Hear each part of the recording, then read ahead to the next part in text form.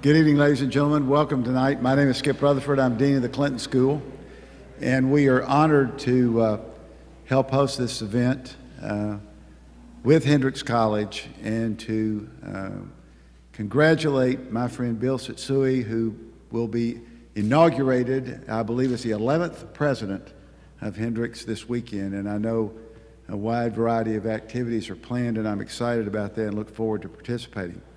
Also, I'm very excited to welcome Irene Hirano Inouye back to Little Rock. Before I steal the President's thunder in introducing her, I must acknowledge, and Sybil knows this, that we worked together on an important project called Life Interrupted, which dealt with the Japanese American camps, not only in the country, but the two particular ones in Arkansas, and elevated the awareness of that, and that couldn't have happened without Irene's dedication and her work with the Japanese American National Museum. So enough, I've stolen the thunder, so I'll let somebody else say that. But let me just say that one of the great things about serving as Dean of the Clinton School is that you get to work with all the colleges and universities in Arkansas, and you get to participate in activities and recruit their students. Hendrix always sends great students to the Clinton School and great staffers like Nikolai DePippa. I think the family DePippa has endowed Hendrix with sending so many of them there. But I just want to say that it is thrilling to work with this new president. And his ideas, his energy, his excitement is taking Hendrix to a new level. And we're just honored to be a part of it, to help host this event. Ladies and gentlemen, the president of Hendrix College, Dr. Bill Tsutsui.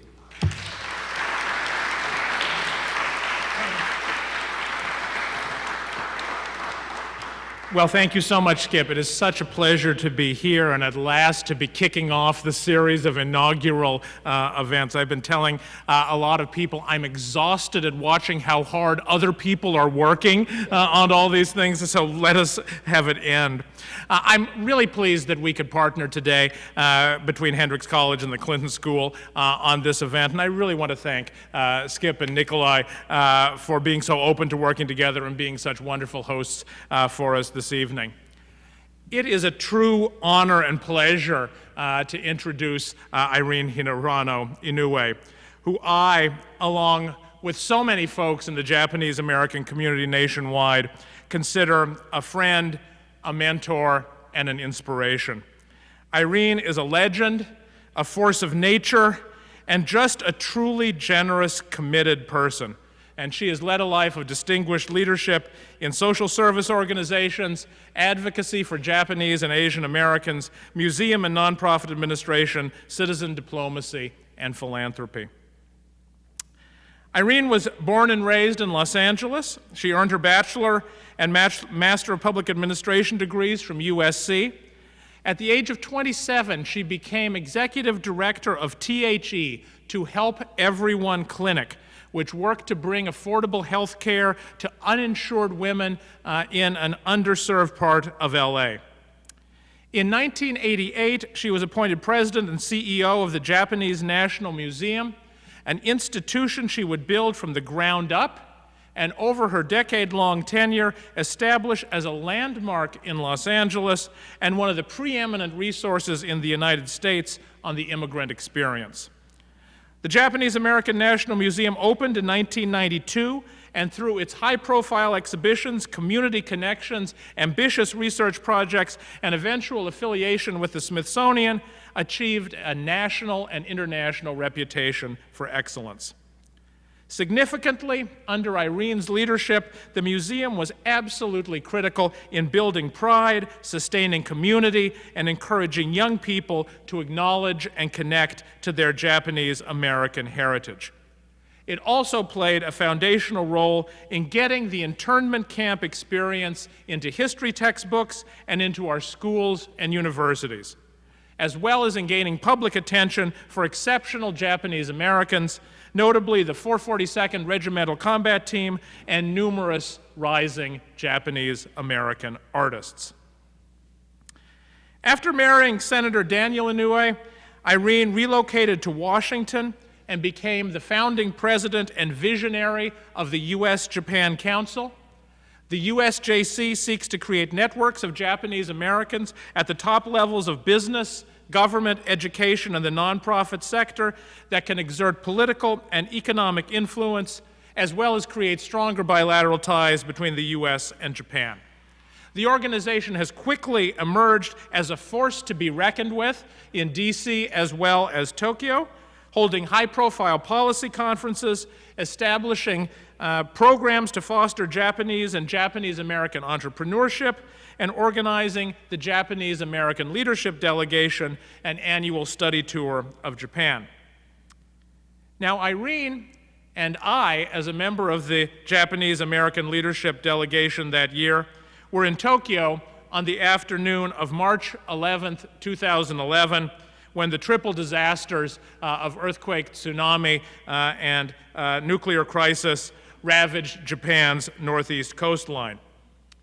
Her immediate thought, and I know it because I was sitting right next to her at dinner that night, was how to utilize the USJC to mobilize American support for Japan and make lasting investments to strengthen relationships across the Pacific. She subsequently became the guiding force in the Tomodachi Initiative, a joint project of the USJC and the American Embassy in Tokyo, which aims to nurture a new generation of Japanese in the wake of 3/11, empowering young people who are optimistic, entrepreneurial, and globally aware. Tomodachi, under Irene's seasoned leadership, has emerged as one of the most positive outcomes of the 3/11 tragedies and as a focal point for vigorous citizen diplomacy between America and our most important ally in Asia. Beyond her professional work, Irene's involvement and leadership in the philanthropic and nonprofit worlds has been exceptional. She's been on numerous charitable, corporate, and government boards and has served as board chair at both the Ford Foundation and the Kresge Foundation.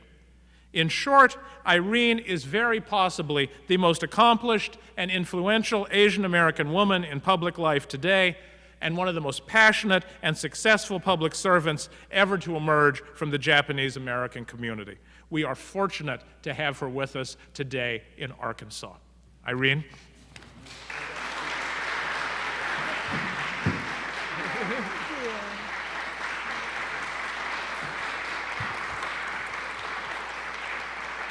Bill, thank you for that very, very wonderful introduction. And it is wonderful to be back in Little Rock and to be at the Clinton School and at the Presidential Library. On my last visit, the library was under construction. I had a great tour at that time by Skip, and it's really marvelous to see what has happened not only at the library and at the school, but in all of the surrounding area. I want to thank Bob, who was my tour guide, and I could have spent the entire afternoon with him. I am in Little Rock to attend the inauguration of my good friend, Dr. Bill Tsutsui, who will become inaugurated as the president of Hendrix College. Although I asked Bill, why are you doing your inauguration a year after you came to Hendrix College? And he explained that he wanted the year to be able to put things into place. So I'm really, really pleased to be here and to be joining so many of his friends. And as you heard, Bill is an active member of the U.S. Japan Council, where I serve as the president. And I did get to know Bill in the trip that we took together in 2011. The particular group that we went on was a group of Japanese American leaders. And after the earthquake and the tsunami, we called upon Bill to become one of our key spokespersons, given his background in Japan. He was called upon to be interviewed by CNN and many of the other regional and national press, and just did a marvelous job. It was hard to be there in Japan after that period, but I think that we marveled at the way in which the people of Japan managed to move through those days right after the earthquake and tsunami. I'd like to focus my very brief remarks this evening on the power of connections and networks. I'd like to share 3 brief stories that will intersect with each other with all roads leading to Arkansas. So the first story is about my brief history, and Bill ran through a number of those pieces, but my family has a connection to Arkansas. I am a third-generation American of Japanese ancestry. I was born and raised in Los Angeles, California. My father was born in Southern California as well, and he was the eldest of 8 children. His father and mother, my grandparents, came to Southern California in the early 1900s from Japan. Like many other immigrants from Japan, my grandfather was seeking much better opportunities. After the bombing in Pearl Harbor and after the U.S. and Japan were at war, the Japanese Americans in the western United States and many others throughout the United States were forced to give up their homes and were incarcerated behind barbed wire. Executive Order 9066 resulted in the forced removal of 120,000 Japanese Americans, and they were transported to internment camps in areas throughout the United States. As Skip mentioned, 2 of those camps were in Arkansas, Rower and also Jerome. My grandfather and many of my father's siblings were among those that were brought to Rower, Arkansas. They lived behind barbed wire for the duration of the war. My father, who was the eldest, was already serving in the Military Intelligence Service when World War II began, and he remained in the U.S. military and served in the Military Intelligence Service. After the war, my father married my mother, who was born in Japan, and went back to California, where I was born. I did not really know about World War II, the story of Japanese Americans, including my own family's experience. Like many other Japanese Americans of my generation, we grew up hearing our families talk about camp and about camp life, but not really knowing what that meant. It was when I was in college that I did a research paper about the World War II experience of Japanese Americans after reading one of the earliest books that were written on the subject. It was then that I began to ask my aunts and uncles, as my grandfather had already passed away, what had happened to them and their friends during that period, and that's when I learned about their connection to Arkansas. After I received my undergraduate and graduate degree, and as Bill shared, I worked in the nonprofit sector in the healthcare field. I was then recruited to become the founding director of a newly conceptualized Japanese American National Museum to be built in Los Angeles. This was in 1988, the same year as the U.S. Congress passed the 1988 Civil Liberties Act, which granted an apology by the President of the United States to those that were incarcerated in the war. Those that were still living at the time were granted a small monetary compensation. The formal apology by our government for a wrong that they had committed was a very significant act by our country to admit its mistake. The lead up to the eventual passage of the Redress and Reparations Bill of 1988 included hearings conducted around the country, which for the first time enabled first and second generation Japanese and Americans to tell their story. It opened up the floodgates of the pain and the suffering by those who were forced to give up everything and spend the war years behind barbed wire. It also enabled the story of men who volunteered to serve their country while their families were behind barbed wire. The segregated units of the 442nd Regimental Combat Team, the 100th Infantry Battalion, and the Military Intelligence Service, where my father had served, and their heroism was talked about. The 442nd went on to become the most decorated unit of its size in military history. These stories became the impetus for the building of the Japanese American National Museum, which opened in 1992, built a second expansion in 1999, and a third expansion, which was named the National Center for the Preservation of Democracy. This brings me to my second story. One of the people who visited the National Museum was Dr. Sybil Jordan Hampton, who is here this evening, the former president of the Winthrop Rockefeller Foundation here in Little Rock. One of the members of the foundation board at that time was Dr. Ruby Takanishi, who happened to be the cousin of Senator Daniel Inouye, my late husband, who was a member of the United States Senate. Sybil, through Ruby, learned about the connection of the Japanese-American history to Arkansas, where two of the camps were located. It was a story that few in Arkansas knew, and one that few Americans knew either. That led to the partnership between the National Museum, the University of Arkansas at Little Rock, and the Winthrop Rockefeller Foundation. And Skip Gates was one of those who helped to bring that partnership in place and worked hard along with the team. This partnership was known as Life Interrupted, and it eventually brought many exhibitions about the Japanese-American experience to Little Rock and brought over 1,000 former internees from throughout the United States back to Arkansas for the first time since they left after World War II. It was an emotional gathering for the Japanese Americans who were able to meet many people in Little Rock and many people who lived in the areas surrounding the camp. They warmly welcomed the internees back, and they were eager to hear their personal stories, both the stories of the Japanese Americans who were inside the camps and those that were outside as well. The project also involved many middle school and high school students who learned about this chapter in American history and went on to become ambassadors of the importance of learning about the past so that history would not repeat itself. One of the exhibitions that was held during that time featured the paintings of a first-generation Japanese painter, Henry Sugimoto.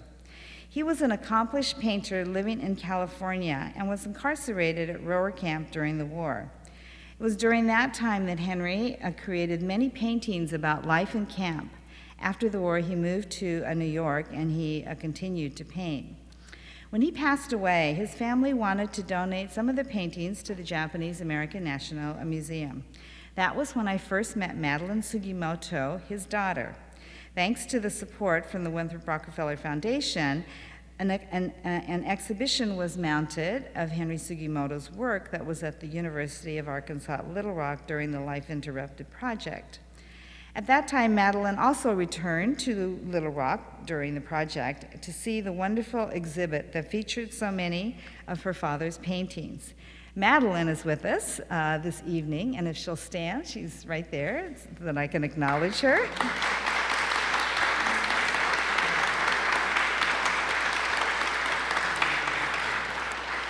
So Madeline is here this week because when I talked to Bill about his inauguration at Hendrix College, he told me that they were planning to rehang a restored Sugimoto painting, which the college owned. I told Bill that he absolutely had to invite Madeline to the ceremony, which he did, and so I'm so happy that she traveled from New York and will be helping to unveil the painting tomorrow afternoon at the college. And that brings me to my third story. One of the people who came to the Life Interrupted events in Little Rock was Senator Daniel Inouye. The senator was chair of one of the boards of the Japanese American National Museum and very supportive of the Life Interrupted project. He also had a special connection to Rower, Arkansas. He often shared the story that the 442nd was training in Camp Shelby, Mississippi, and the Hawaii and the mainland guys did not get along very well with one another. They came from different backgrounds, and often they couldn't understand the Hawaiian pidgin that was spoken. They were close to actually dismantling the 442nd because they couldn't work together. One of the commanders arranged for a group of the men at Camp Shelby to visit a place called Rower. They didn't know where they were going. It turned out that all of the men who were sent from the camp were from Hawaii, and that group included my late husband. When they approached Rower, they were shocked to see guards with guns pointing into the camp in guard towers and in an area surrounded by barbed wire. They had no idea that many of the mainland guys had families in the camps, and yet they had volunteered to serve their country. After they returned back to Camp Shelby that evening, the unit came together, and the rest is history. Dan served in the United States Senate for nearly 50 years. He was elected to the House of Representatives when Hawaii became a state in 1959. He was elected to the United States Senate in 1962. When he passed away in the month of December 2012, he had risen to become the President pro tem of the United States Senate. He would often say that only in America could someone who was declared an enemy alien when the U.S. went to war with Japan, that someone could rise to the highest level in the United States Senate. He was proud to be an American. He was proud of his military service. He was proud of his long career as a public servant, and proud of his ancestry. When we held his service at the National Cathedral in Washington, D.C., I was so proud that President Bill Clinton, along with President Obama, gave such an eloquent eulogy at the funeral. Dan considered both Bill and Hillary Clinton one of his favorite people. He served with Hillary in the Senate, and they often met while she was the Secretary of State. It was a friendship that he truly valued. So you see how my many stories connect and intersect. Dan would be so pleased that we are gathered in the Clinton School of Public Service, that we can share some of the significance of American history, of Arkansas history, and of our Japanese American history. That the lessons of our past help us to ensure that we do not repeat the mistakes, and that we ensure that our civil liberties and social justice that we always remain vigilant. He would be especially pleased, as I am, to see our friend, President Bill Tsutsui, here to take the helm of an important institution in Little Rock, an educational institution that will continue to inspire young people to pursue their passions in the future. I am so grateful to be here, and I thank you for joining us this evening. Thank you so much.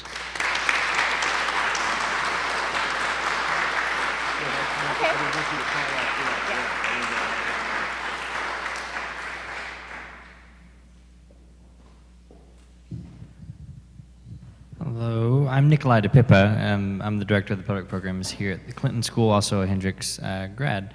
I'm going to miss all the festivities this weekend, though, because we have Todd Rundgren, a Spirit of Harmony and rock band guy from the 70s, right? Somebody? Okay, yeah. That we're doing for the Clinton School.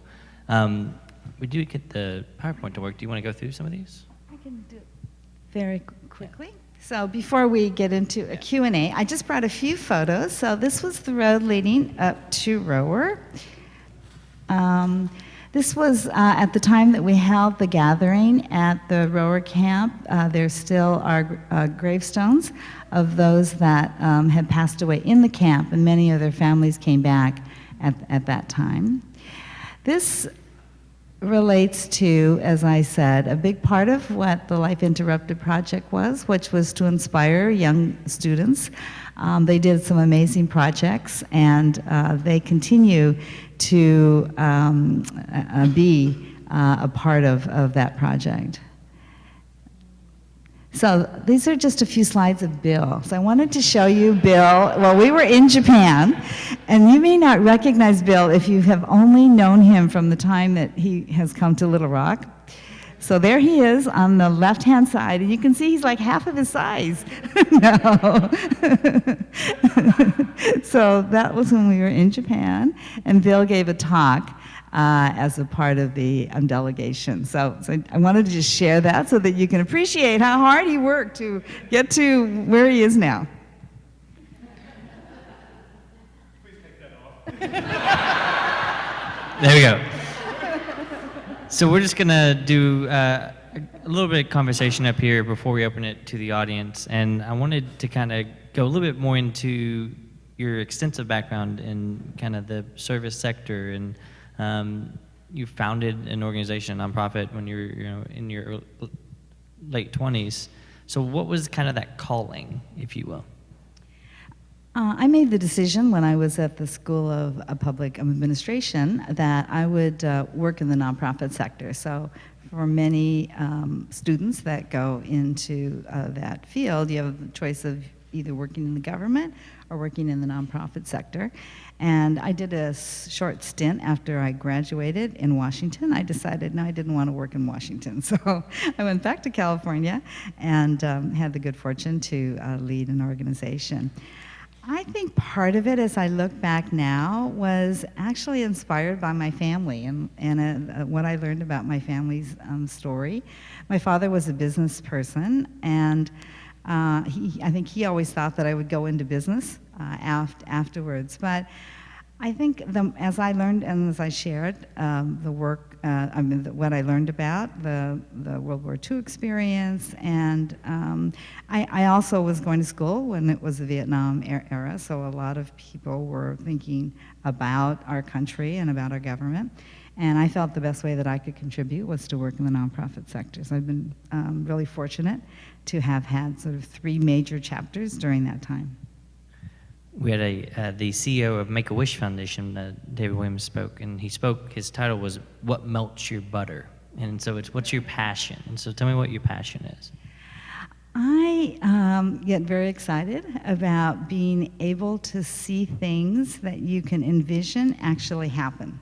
So I'm sure that Skip, as he worked on the Clinton Library, had the great pleasure of seeing a vision that became a reality. I've also been very inspired to help to support the next generation, and I had mentors and people that encouraged me as I was working. And so, as Bill said, after the March 11th, 2011 disasters, we began to support young people to participate in exchanges. And there's been a decline in the number of young students from Japan studying in the United States. And we felt that by providing support for young people to come to visit the United States through exchange programs, that this would address not only the short-term need of those that were living in the area that was devastated, but address a longer-term need. And I have watched over the past 4 years the transformation of young people. Some of them go from the U.S. to Japan, but many of them have come from Japan to the U.S. And it's just amazing. I think the other part of the Life Interrupted project, which was very much aimed, thanks to Sybil, at thinking about how do we educate and share the story, but most importantly, make it a part of the Arkansas history for those that were living in Arkansas. And there was a young Korean American woman, Esther Kim, who was one of the students. There was a group of students that just really took on this project and really made it their own. And Esther Kim, last year, she looked me up. She found me somewhere in social media, and she emailed me, and she said, could I come to see you? And I'm in Washington, I'm going to school here. And she was one of the students that, at that time, she was in middle school or high school here in Little Rock. And so she came, and she has kept in touch with some of the students that were part of her class, that were part of Life Interrupted. And she said, I wanted to tell you that as a young student, I really had no sense about my identity. And although I'm not a Japanese American, I'm an Asian American, I really learned from that experience how important it is for us to know each other and for us to get involved in some way. And so she's continued to be a volunteer, and many of her friends that were involved in that project has. So that's the kind of thing that really melts my butter. I just wanted to close this kind of topic out for our Clinton School students is advice for them as they enter into their careers in the public service world.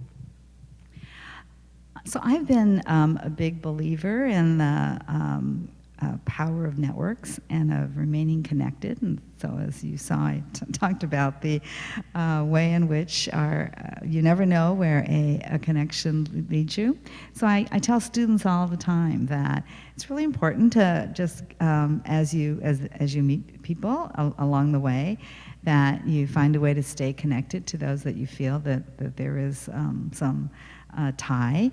And you heard from my story the way in which all of those different connections, and I only just shared a few, have continued to help me in the next project or the next part of my work. So I think that's one of the things that I encourage students to do.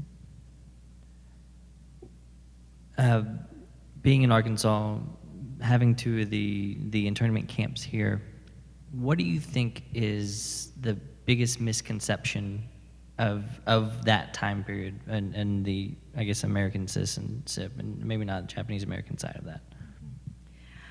I think there clearly, as we look back now on history, that the reason that the camps were created was the sense of fear and the fact that people thought that the Japanese were going to spy on them or were going to be loyal to their country, a country of their ancestry. And I think that we've seen, and other times, as we have unfortunately been in many conflicts throughout the world, that sometimes we're quick to jump to a conclusion. And so continuing to protect our civil liberties and to, as Americans, to ask, are we have a due process, and are we ensuring that that process is made available for everyone?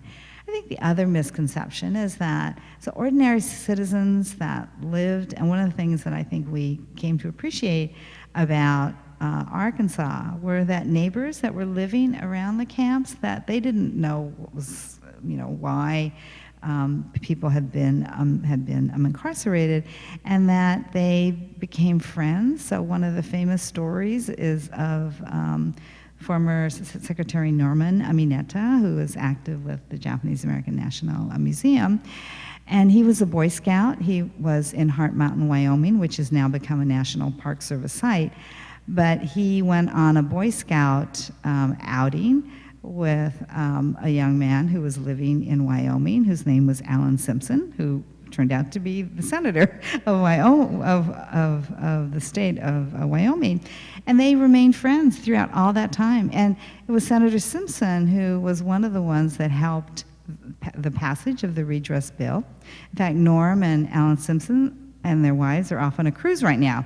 And so they've remained very good friends, but they worked very hard to create a interpretive center at Heart Mountain, Wyoming, which was another one of the campsites. And so if you ever are in that part of the country, I really encourage you to go there. It's not too far from the Buffalo Bill Historical Center and Yellowstone, but they've done a marvelous job. And so I think that part of what we've learned is that I think ordinary Americans, many of them were friends to Japanese Americans. And so, although the government took certain acts, that there were many, many stories that came to be a part of collecting the history here in Arkansas. Near the Jerome site was the farmer Ellington, whose family is here. He continued to be John continued to be a very good friend of the Japanese Americans well after the war. He would come to reunions of the camps that were held here. So I think it's those friendships that we don't really understand or know about that has become very important. Why do you think it took so long for not necessarily the recognition from the U.S. government, but from internally Japanese Americans to talk about it with them inside their own families? I think that Karen Korematsu, Fred Korematsu's daughter, was telling us this. They never actually talked about it until very end of Fred's life. And so it was one of those that just took so much time to kind of individually accept kind of what happened. Mm-hmm. So I think part of it was that there was a sense of, for some people, a sense of shame that somehow they had done something wrong. They came back after the war. They wanted, particularly the second generation, wanted their children to have every opportunity that they missed out on in the course of the war. And I think that it also was a part of the Japanese culture that they had grown up with as well. And there wasn't, I think, a sense of the importance of beginning to share those stories until it was the third generation that began to ask questions, began to say, well, why did you allow them to take you away? And I think in the course of that time, as I was saying, that the redress movement provided the ability for people to begin to talk about it. So I think it was for many, many reasons, a lot of which was people wanting to move on with their lives and not wanting to look back at that painful time.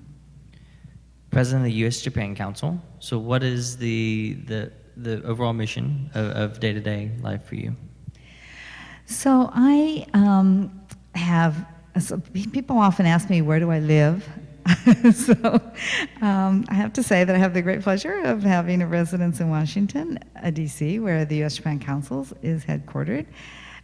I still have a house in Los Angeles. My family is all still there, and I have a place in Honolulu, Hawaii. So 3 great places to be able to move back and forth in. And so I spend a good deal of time creating connections between people at the government, the business, and the nonprofit and civil society sectors. And I believe that if we can get people to know each other and you build those ties, that it provides a vehicle within which you can deal with problems when they come up. You have somebody that you can call. And so I'm a big believer of the importance of building those personal networks. As Bill said, I spend a lot of time now administering the initiative that supports young people. We have over 50 programs last year that we supported throughout the country and throughout Japan now.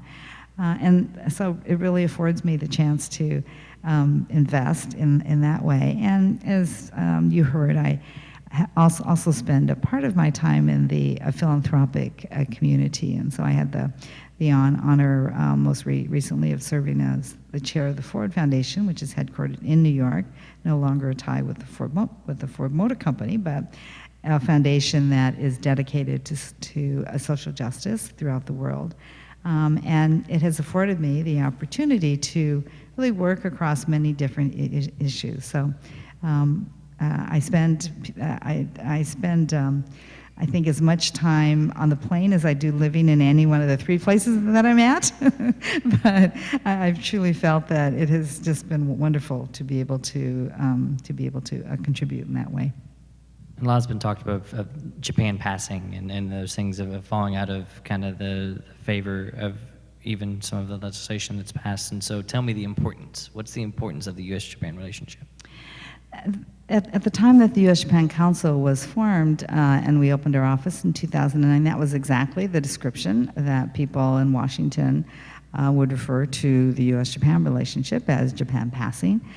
I think that as an important democracy in Asia, and one that has become now one of the third largest economies, that there has been a long history, despite the fact that we were at war 70 years ago, a long history of friendship, of exchange, and of investment. So I think that Japan has made significant investments in the United States, which means jobs in the South. They have continued to build plants and to partner with companies here. And so I think that it is important to maintain that tie in a very strong way. I think it's beneficial if the economy of Japan can do better, and it's beginning to under this current prime minister. That's good for the United States as well. Last one for me before we open it up. You've spent basically over 25 years educating American public about the Japanese-American experience. So tell me about what your Japanese-American experience is. What your Japanese-American experience is. So what my experience is, as well as I shared, I had the opportunity through working at the National Museum to meet many Japanese Americans throughout the country, and they did incredible things. I mean, I'm grateful for the fact my own father, who had to start all over again. They lost everything before the war. Really built a business that enabled us to go to college and to and to be able to take advantage of many opportunities. And so I think my experience has been one of helping to unlock many of the stories that have now become known. It has also been about encouraging those of my generation and younger to be proud of their ancestry and to rediscover a Japan as through these trips of leaders that I take. And I think thirdly, to find ways to continue a connection to our culture. Bill's background, and he's a real expert in about the country. I was not, but I've learned a lot over the course of time. We do have time for some questions, so if you raise your hand, we can get a microphone to you. Right behind you, Bob. Actually, I'd like to make a comment. Our guest spoke about the preservation work that's been done at Heart Mountain.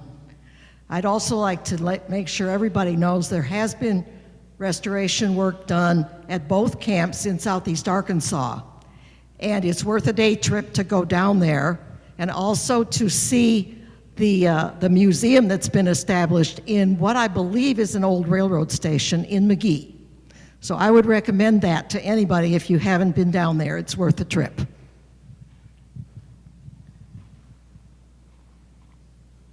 Right here. So I wonder if you could talk a little bit more about these programs that your organization is currently working on in terms of youth and exchange, in particular with young people in Japan, especially when we talk about bringing change and certainly within Japan, broadening the minds of young people is a very, very important part of that. So if you could comment a bit more about that, I would very much appreciate it. So we have, as I said, this past year we've had over 50 programs. They include programs for middle school, high school, college, and young professionals. We have many corporate partners. The bulk of the funding that we've raised over the past 4 years has been primarily from the corporate sector, both American and Japanese companies. And we, in some cases, we have one program, for example, that's sponsored by SoftBank, that every summer sends 100 Japanese students from the region that was affected by the disasters to a three-week leadership development program, and they learn about building a community and about what it means to think about the way that they can contribute and give back. We have another program that enables young people. It's a program actually that's geared towards young women, college women, and it provides them a year-long mentorship with sort of middle career Japanese women. Some of the programs are quite simply exchanges that bring young people to places like Texas, to places in the South, the Midwest, and just allows them to do homestay or get an experience of what it's like to be in America. We've had American students. We had one program that sends Washington, D.C. public high school students to Japan. They would never have the opportunity, and they're students that are actually taking Japanese, and so they go and they spend several weeks in the region that was affected by the earthquake and other parts of Japan. So there's a variety of programs. We try to tailor them in some cases to the corporate sponsor that we work with, and in other cases what we're finding is the most impactful programs are those that are looking at cross-cultural leadership and has an element of leadership and also of service.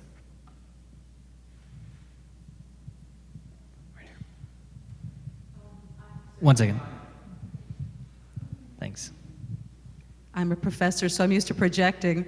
I'm Sarah Wilkerson Freeman, a professor at Arkansas State University, and for a few years I've been doing some work on some photographs that were taken by Paul Ferris of Hendricks in the Roar Japanese internment camp. And Madeline, thank you so much for coming. We'll pick up on a conversation when I see you next. But one thing I've wanted to do is to bring this project to Japan, but I've been somewhat tentative because I'm not sure how that would be received in Japan to be studying or examining. Would there be interest in looking at the Japanese mistreatment and of Japanese Americans and Japanese, during the war here? Is that something that would really, that you would advise bringing to Japan?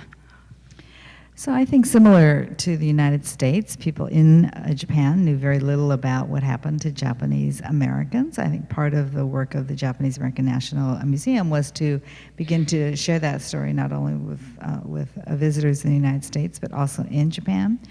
And so in the last several years, there have been more films and exhibits about the World War II period. There was an exhibit that was traveled throughout Japan that was organized by the TV news program, and they and it was very well attended. It was shown in Tokyo. And so I think there is beginning to be more interest in the war years and what transpired, and so I think that there could be an interest in the photographs as well. It's coming towards you.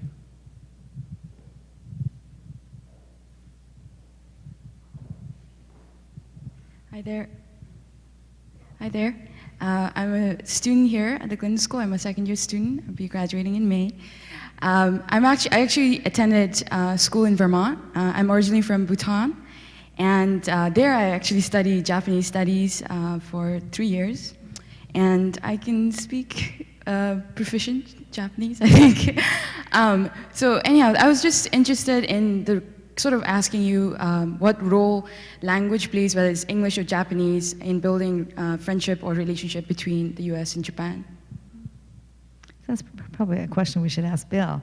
But I just, last weekend, we did a program, one of our other Tomodachi programs in the Silicon Valley.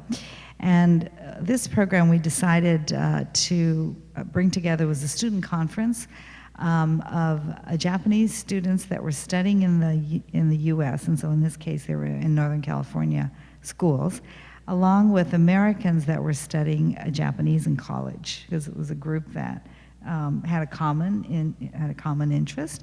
And so I think language is important. I mean, unfortunately, I'm not fluent in Japanese, but I think more and more that we should, as Americans, encourage. We ought to learn, and we should encourage others to learn the language. And it's wonderful that you've studied the language, and I think it is important going forward, and it's a wonderful skill. I don't know, Bill, do you have a thought on that question?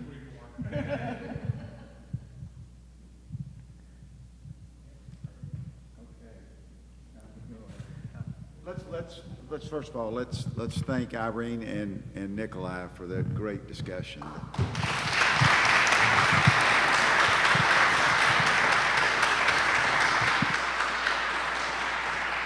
And thank you all for coming tonight. We're, again, very honored to co-host this event, and we're very honored to work with Hendrix, and I'm excited to be there Saturday on a sunny day to watch the world's expert on Godzilla get inaugurated as president. Thank you all very much for being here.